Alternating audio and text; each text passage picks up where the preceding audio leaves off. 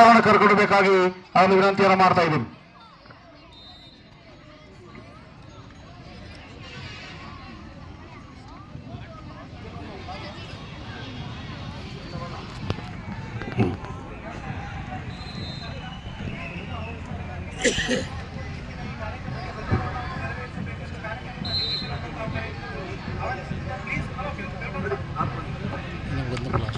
ಅತಿಥಿ ಮಾನ್ಯ ಎಲ್ಲರೂ ಧ್ವಜಾರೋಹಣಕ್ಕೆ ಅವ್ರ ಜೊತೆಯಲ್ಲಿ ತೆರಳಬೇಕು.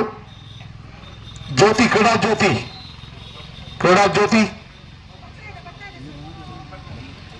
ಅವರ ಜೊತೆಯಲ್ಲಿ ಗ್ರಾಮ ಪಂಚಾಯಿತಿ ಅಧ್ಯಕ್ಷರಾದ ಗಂಗಮ್ಮನವರು, ಕ್ಷೇತ್ರ ಶಿಕ್ಷಣಾಧಿಕಾರಿಗಳಂತ ಶ್ರೀ ಬರಗಡ ಸರ್ ಅವರು, ಆದರ್ಶ್